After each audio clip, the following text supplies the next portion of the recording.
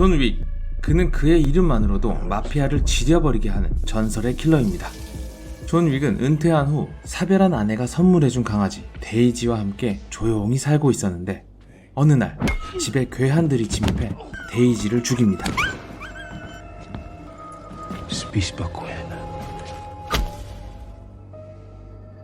이에 엄청나게 빠개친 이 남자는 복수를 다짐하는데 Angers me so. It's who you did it to. Who? The fucking nobody? That fucking nobody is John Wick. 킬러들을 죽이는 킬러였으며 We called him Baba Yaga. The boogeyman?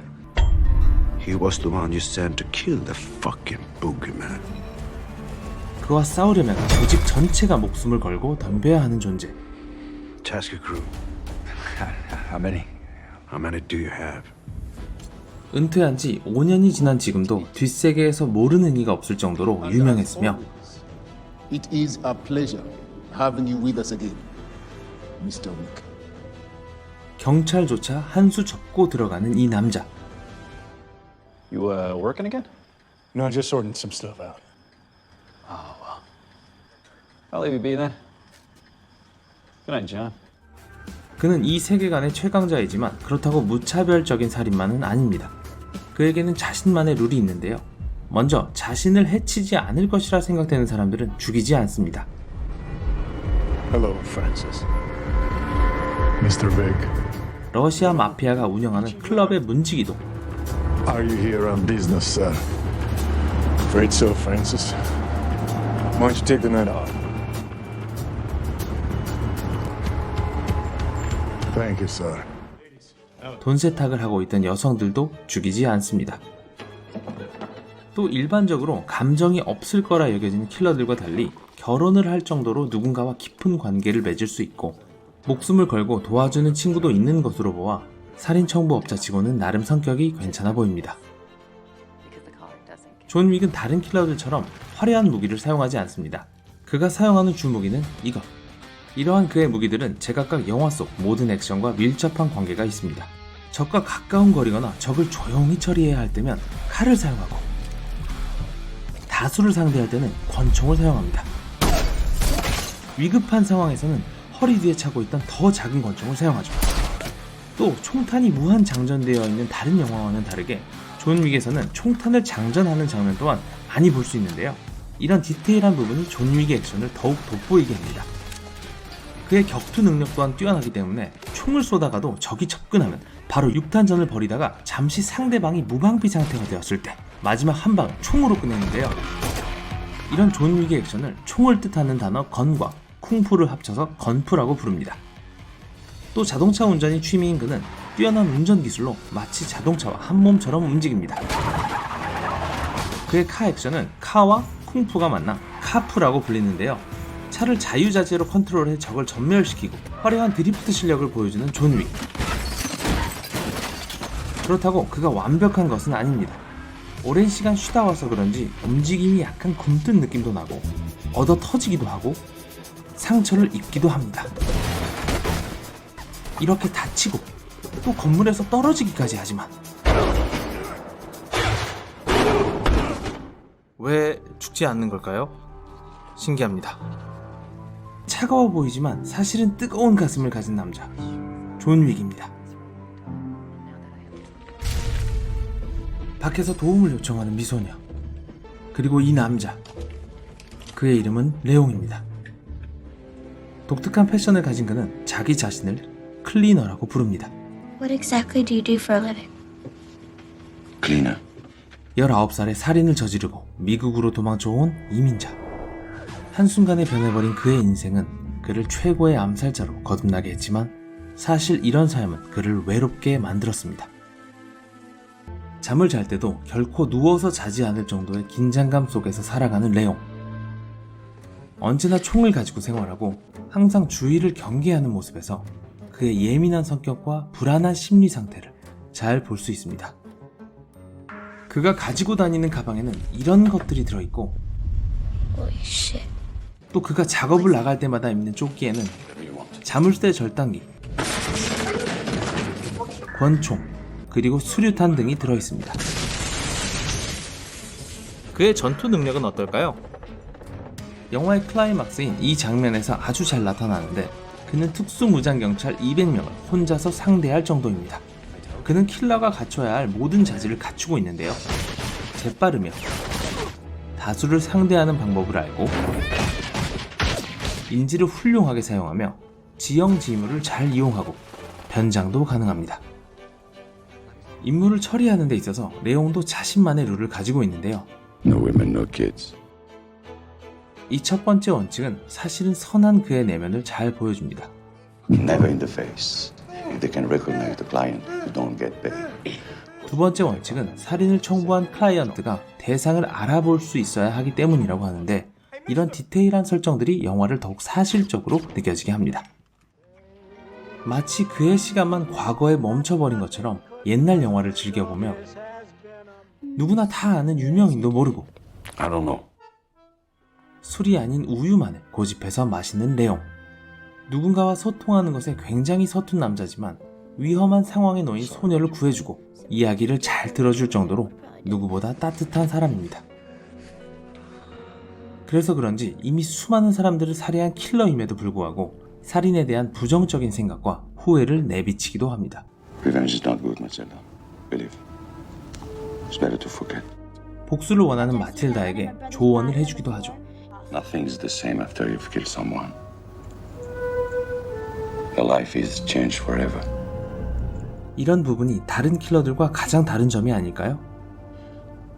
레옹은 항상 식물을 가지고 다니는데 이 식물을 자신과 동일시 여기며 무척 소중히 여깁니다. You love your plant, don't you? It's my best friend. And it's like me, you see. No roots. 어쩌면 자신이 이 식물을 돌보듯 누군가가 자신을 이렇게 돌봐주기를 바라고 있었던 것은 아닐까요? 어느 날 갑자기 나타난 이 작은 소녀로 인해 조금씩 변해가는 킬러 레옹이었습니다. 양복 수트에 빨간 넥타이, 민머리에 바코드 문신. 이 남자의 이름은 에이전트 47. 그는 어떤 집단에 소속되어 어려서부터 킬러로 길러진 존재. 에이전트 47으로 불릴 뿐 이름조차 없습니다. 그는 이 기계를 통해 지령을 받으며 이동하고 실행하는 말 그대로 살인 경기입니다. 이 남자가 얼마나 치밀하냐면 그는 자신이 묵고 있는 호텔방에 들어갈 때도 결코 그냥 들어가지 않습니다. 언제라도 도망칠 수 있도록 트랩을 설치하고 폭탄까지 설치합니다. 그걸 모르고 이렇게 돌진해 오면 꽝! 아주 예민한 남자입니다. 그가 일반적으로 사용하는 무기는 바로 이 쌍권총이지만 저격이면 저격, 쌍칼이면 쌍칼,